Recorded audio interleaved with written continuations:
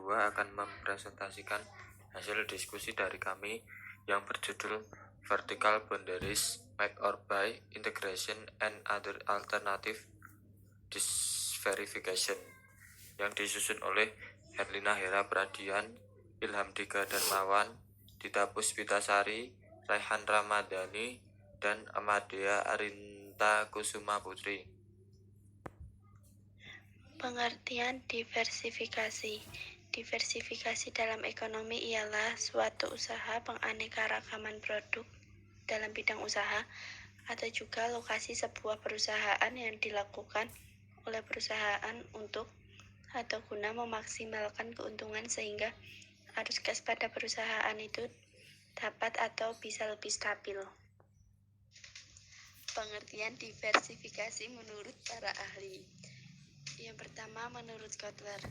Menurut Kotler ini mendefinisikan diversifikasi ialah salah satu cara untuk meningkatkan kinerja bisnis yang terdapat dengan jalan mengidentifikasikan peluang untuk dapat menambah bisnis menarik yang tidak berkaitan atau berhubungan dengan bisnis perusahaan saat ini.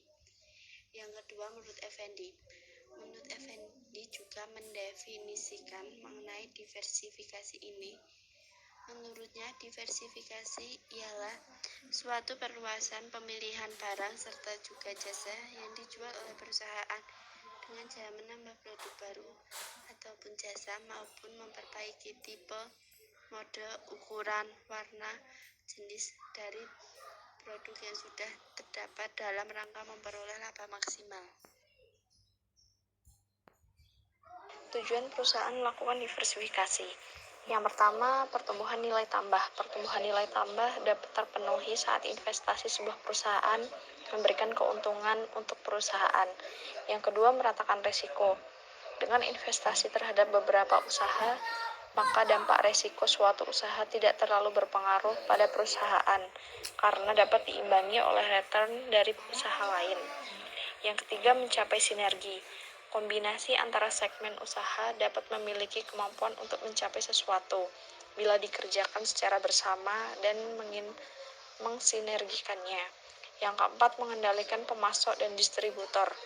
Bertujuan untuk mempermudah perusahaan di dalam pengendalian harga serta juga mutu supaya dapat bersaing. Dan yang terakhir, pemenuhan ambisi dari personil manajer. Pada saat perusahaan itu melakukan diversifikasi usaha, maka ruang lingkup tugas manajer juga seringkali semakin besar. Bentuk diversifikasi perusahaan. Diversifikasi vertikal.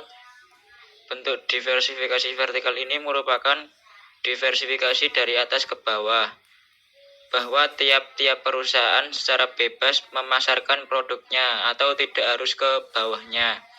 Misalnya sebuah perusahaan peternakan tidak harus hanya menjual hasil ternak saja ke perusahaan kulit milik orang lain. Bisa juga ke sebuah perusahaan olahan kulit yang lainnya. Bahkan juga pesaing. Setelah itu usaha toko tersebut juga tidak terpaku dengan hanya menjual produk sepatu perusahaan Anda. Bentuk diversifikasi perusahaan. Diversifikasi horizontal merupakan pembagian usaha baik konsentris maupun konglomerasi, yang maksudnya bahwa dari masing-masing unit produksi mempunyai tingkatan serta juga derajat yang sama. Yang menjadi pembeda ialah target pasar serta kebutuhan calon pembeli. Misalnya perusahaan Anda memproduksi 3 macam jenis barang yang berbeda. Tentu saja hal tersebut disebabkan kebutuhan calon pembeli yang berbeda.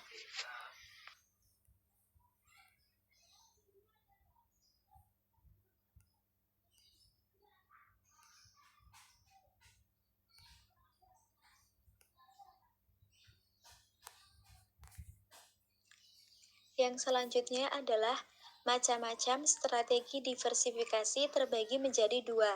Yang pertama, strategi diversifikasi konglomerasi.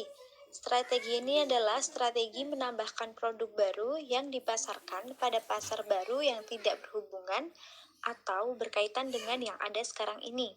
Yang kedua, Strategi diversifikasi konsentris.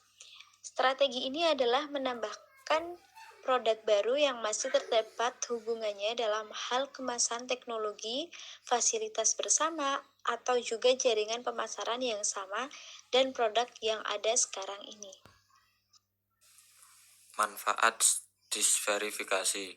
Yang pertama yaitu meningkatkan profitabilitas serta daya saing dengan memiliki perusahaan atau investasi pada segala macam jenis produk akan mencegah pesaing untuk memonopoli pasar. Selanjutnya dapat juga mempersempit ruang gerak para pesaing baru. Yang kedua yaitu resiko itu selalu ada di seluruh aktivitas hidup. Hal itu juga selalu menjadi ancaman bagi sebuah perusahaan. Dengan adanya disverifikasi, maka secara tidak langsung akan mengurangi dampak resiko pada masa yang akan datang.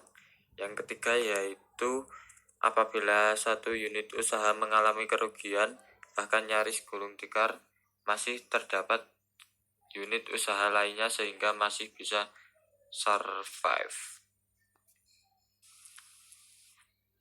Sekian presentasi dari kami. Mohon maaf apabila ada salah kata. Wabillahi taufiq wal hidayah. Wassalamualaikum warahmatullahi wabarakatuh.